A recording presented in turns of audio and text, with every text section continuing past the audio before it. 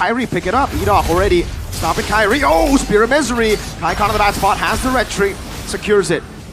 The pressure early on by RRQ, that was actually a coincidence as well. Toy was in the neighborhood where Kyrie was taken down to an instant, and now this Baxia pick. At first I thought it was going to go to Tutsujin, but then flex onto Edoc as Keyboy wants to look to advance towards Tutsujin, but no, Tutsujin will just pull away. But the question is, will this Vexana pick be enough to stop the advances of the Joy and the Baxia? So far it has looked quite enough. Look at that damage. Trading in the mid lane has never been so easy for Sans. Cursed Blast landing on Rins, and Sans' spacing has been phenomenal this game. I don't think he's gotten hit by a single dispersion, rotate, no yin-yang reactions. He just walked away from it pixel perfect. At least he's able to survive the early game and the early burst coming in from the Luo Yi. Not yet level 4, so no Eternal Guard that might help him in the engages. Tyron is here, Sutsujin comes in as well. Good terrify, Sutsujin coming in. Electrifying beats already popped by Sutsujin. Keyboy taken off the wall by Edoc. This turtle fight will be very, very important. Sans, flickerless, no flicker. That is information and a very, very expensive battle spell. Kyrie, close by as well. Look base, but split. Puncture in, Tyron still in the front, penalty zone coming in with a puncture as well. Look, people the flicker forward, able to get Rins. Castle. Now Keyboy looking for the Tsunami Slam, won't be able to find it, but Rins is the one who secures it in the back line. Kyrie has the puncture defensively as the rest of the team looks to back away. Edoc, Poisons, Keyboy, flickering back, a win for the Kings. Oh, that is RRQ getting the turtle as well. They were unable to kill Kyrie in the very first altercation, but at least Tyron is spacing him out, and Kyrie is not given the space to play as the Lancelot. I mean, sure, you would argue that Lancelot is a mobile assassin, so much escape mechanism, so much potential of possibly contesting that objective, that neutral objective, steal it or just take it straight away. But as of now, RRQ, they have one mission in hand, and that is to screen Kyrie out of that possibility. Manazon predictions by the new application, go pay. You know, it's a split of both. Yeah. This is a fair split. Oh, it's actually in favor of ONIC. We got 4-2 only. Arashi and Coleus have gone for RRQ. I wonder what the Indo desk thinks, because we have a different one. Eternal Guard landing. Rins knocked up. Keyboy, they're gonna go for it again. Tsunami Slam with the Purify out by Rins. No fight. They might turn, but as of now, that's a Purify blown out. So maybe if ONIC, they really want to gesture again against RRQ, that is a possibility. But Sutsujin might look for the engage. Edoc rolling in. Not the best playmaking hero we would see from Edoc. But as of now, he's doing very well screening. Lutpi fighting the damage.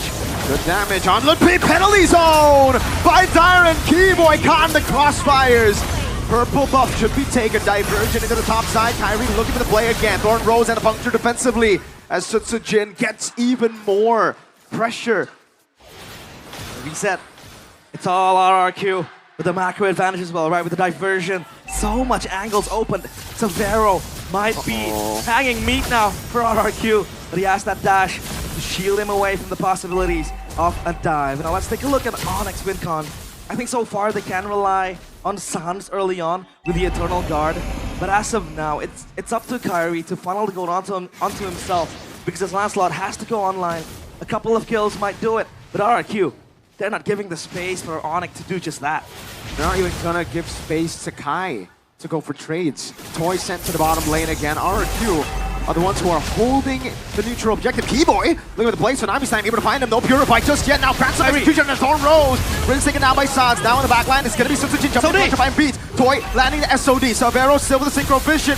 Constantly jumping around with the Chrono dashes, forcing the Revitalize. Keyboy getting position. Sutsujin, 2 dashes, no ultimate. ONIC recover, and now will secure a turtle. But look at the trade by Toy. Yep. Looking for a roll in. Edoc, no slay, rather no steal whatsoever happening. And down bottom, Toy, off screen, able to get a turret for himself. So RRQ, at least, they're able to get a cross-map trade and make things even in the hands of both sides. As of now, though, it's RRQ still with a gold lead, 1.3k. And they will always have that ever-present segue, you know, side lane pressure in the hands of the Moskov, plus the Luo Yi, enabling them to get rotations either to the back or even down bottom to just push out the waves. And as of now for ONIC, their only response to that side lane is this Lancelot. This is so value for RRQ. Like you mentioned, ONIC can't really deal with the side lane pressure, especially when we get into the late game. So the fact that RRQ are now the ones leading with the Moskov, who should by all means, I think, be bullied a bit more in the early game by ONIC. He's going to scale up to be a monster. Good damage by Rins on Sans. And you can see ONIC already start to rotate up top. Later on, though, ONIC, the way they win is through a big team fight. RRQ can deny those team fights. They have diversions. They have the Moskov, obviously, with the SODs. That global presence is so good for them to capitalize on ONIC's very one-dimensional team fight style. And ONIC needs to scout those diversion plays as well, right? They need to scout the teleport. So, Kairi, Cornrow's able to dodge that kill shot. Whoa! As of now, it's ONIC still holding to their ground. And look at the rotations made from RRQ. Dyron already, you know, preparing himself for fighting, but the audience prediction now, with the new application, Go Pay, 62% favoring RRQ, Hoshi. It's as usual here, ladies and gentlemen, in Indonesia. Wherever you go, whichever venue, stadium, it's a home ground advantage for RRQ. The Kingdom go wherever the players go. Sometimes even without the players, they still wear that RRQ jersey everywhere. Everywhere, anywhere. The culture for them. And now it's up to ONIC to get this objective.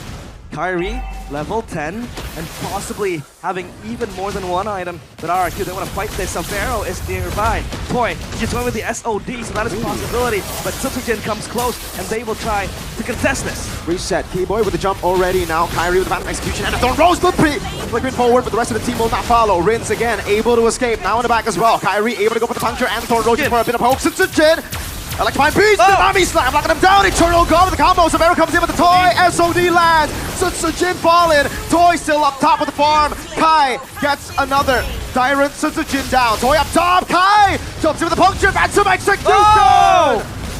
He goes in, and that's Keyboy! Finishing off Rins, and Kairi's tail, a cold assassin, but that was Keyboy as his wingman. And up top though, a wave pushing for RRQ. So at least they have that value. But still, ONIC, they swing it to themselves. And that orange buff for Kairi too. RRQ have to play way slower. Again, they have that global presence. They have someone in the side. They cannot be reeled in to a battle like that. Remember, ONIC, they're the better team fight comp. They have so much CC, overloading even Sutsujin. But at least with the SOD, right? Even if it hits and it's not favorable for you to take the fight, you can still push up top. You can still make that side push happen. Kairi, assassinated, might be a possibility. Shield Unity. Oh, Kai again up against 4, no problem. This gets away, makes it look so easy. A trade though, but it's only a tier 1. RRQ definitely getting the value out of that. Well known to make the escapes, and that is just him not breaking any sweat. At least E-Doc is able to, you know, exert that pressure to keep on pushing. And Sans gets that Blood Wings extra defensive, you know, tool for him with that extra shielding. But Swift Trinity by Toy with the 3 items, he's ready to just join the fights. But again, side lane so far has been his priority. Keyboy, Tsunami Slam! Tsunami Slam and the lockdown, all in from ONIC. Gone. The Mercenary has been dealt with. Savero in the mid lane all alone up against Rins. Now jumps in again. Revive. Tyron goes in. Rins gonna be slammed. Savero all alone. Now the SOD lands again, but it's only gonna be a tier 2 as Keyboy collapses. And ONIC will find him mounted on Phantom Execution. Kai just does not miss on this lance. The Sky Kings roar in game number 1. That was Savero in the backline looking for Rins. But Kairi and the others followed suit. Tyron, that is not what we expected from him. The penalty zone did not penalize any of the ONIC members, and now they have that Lord for themselves. Up top, it's still pushing for side of RRQ Hoshi, but at least ONIC, they're able to stabilize everything. That was mad disrespectful. Realize, penalty zoning, Bigatron's trophy cabinet. Hey! What? Don't do him dirty like that. Anyways, Toy, he looks pretty good now. Despite, again, not being able to win there, he's 0-0-0. He's still farming really well. Yeah. And he's getting closer to that item power spike. Now, technically, the 3-item power spike is what you're waiting for, but against a composition like this, I'd say Rose Gold Meteor is probably when you can finally start battling it out. But just as I mentioned, that Savero gets Holy Crystal. Holy Crystal. big power spike. And even BOD for Kyrie, so at least that adds his damage even more. But now the real-time victory rate presented by the official tournament smartphone Samsung Galaxy S25 series is 64% for ONIC. Tsunami Slam though. Again, over to E-Dog, this time with the Revitalize, still able to survive with the Poison still. Lutpi brought back by the Yin Yang reaction, Lord dealing with the tier 2 in the mid lane. Good wave management by RRQ. They keep their losses at a minimum. They hold it. At least they're able to stabilize everything again. It's up to RRQ to activate the side lanes. Talking about high ground defense and just holding their base together as to not be torn apart. I think they have that power in the hands of Toy. Rose Gold purchased as well, so at least extra protection. Oh, diversion flank play only to send Dyren, but E-Dog is here as well, scouting. At least that's one thing that RRQ can nurture, that information from E-Dog constantly rolling towards ONIC, but they need to know that ONIC is ready to bounce back. Good flicker out from the penalty zone. That's a big resource used already, but they are happy with that. RRQ, remember, even though they used 2 ults there to get into position. Keyboy! Oh, what a read from Keyboy! Eternal Guard from Sans. Sutsujin 3 times read like a book by the boy. Lutpi on Dyren, a flicker back again. Lutpi has the flicker, but he won't utilize it. Cutting the wave up top. Keyboy, his spidey senses were tingling and was able to get that Sutsujin lockdown, Tsunami Slam onto the Eternal Guard. And I think that's another synergy we can talk about, Miracle. Tsunami Slam, Eternal Guard. So it's basically you getting knocked up to get knocked up again. That lockdown is still there. But the question is, can ONIC burst down the targets as quick as possible? With the Lancelot, that might be feasible. With Harith as well, that is a possibility. So RRQ now, what do they do? Because the Tsunami Slam is going to be the main engage tool for ONIC. They have to be able to peel themselves back, distance themselves from ONIC. As of now, Sutsujin 1, 2, 3, Syrinz, same stat as well. They're struggling. They really are. It's gonna be tougher as we get towards, I'd say, 15 minutes. Again, we were talking about the late game possibility for RRQ, but now I gotta dial it back a bit. RRQ have just not been able to utilize it as much. I think they're really scared of that AoE CC chain of ONIC. They can bait out Purifies like it's nothing, so Toy has to be extra careful. And that's why they've lost Prio even in the side lanes. High level 15, the Mercenary very close as well. Puncture coming down, now E-Dog gonna be caught, Phantom Execution over to the Lord. Dylan gonna be caught again with the Eternal Guard, and the Tsunami Slam. Oh! SOD doesn't land. Sutsujin caught in the bad spot, has to try and beat it. No, Severo! That goes for the assassination. Severo goes for more. The double kill connects. Lutpi in the back, just harnessing the power. Dyren mounted up. What can he do? Terrified now. The Curse Blast coming down as well. Oh, they're toying with Dyren at this point. 5 members, good penalty zone. But what is it for? It was a desperate attempt to survive. Reminiscent of Season 12. Dyren with the solo hold, penalty zone 5 men. But this time, it's a different era. ONIC, they might be marching for the base, looking for the siege as well. RRQ, can they hold this? The Lord respawn, pushing forward, and they get that inner inhibitor. Yikes. We saw that damage. Thorn Rose. That's why it's difficult for Toy. You want to go Rose Gold Meteor to deal with a lot of the damage, magic damage dealers. But then there's Kai on the Lance, a signature. Big Hito. Uh-oh. Shield Unity already using the back line. Keyboy! Finding the pick with Eternal Guard. Now dive with penalty zone into the back line. Sutsujin looking for the place of Arrow still with the Chrono dashes. Able to kite away. Lord is open already. Lutpi running away. Toy with the chase again. 1 base turret. That's it. 1-for-1 trade. It's Dyren and Keyboy both down. At least RRQ are still able to hold their base. And now it's up to Toy to wave clear all the minions coming in towards their base. But that was actually a well-executed team fight by ONIC. They had their targets in their hands. The Tsunami Slam connected. But RRQ with the splash of damage that was underestimated by ONIC. The burst connected with Sutsujin with the Joy. Rinz contributing as well to that damage. And Toy just doing his own thing with the Moskov, passively poking the players of ONIC with that passive in the Moskov. Very tough for RRQ at this point.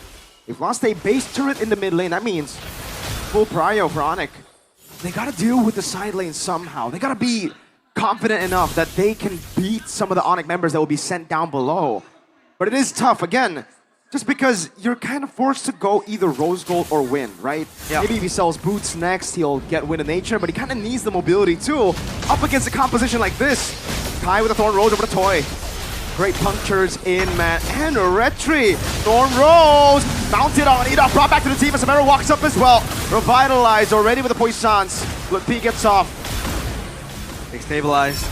And a concealed play, they might look for another Oh, Hail Mary play. Diversion connects, but where's the backup? What a read from Kila Suns! Now Tsunami slams Savero! Again, now flipping back to Tsujin, pops in electrifying beats. ONIC wanna go for it. Not finding the wall, Keyboy Toy! He's been waiting the entire game just for ONIC to wall in on him. Now it's only the Mercenary left. The Mercenary looking at the broken castle walls. ONIC might punch for the end. The crystal is exposed. It's only up to Tsujin. ONIC with a statement game 1, 17-3.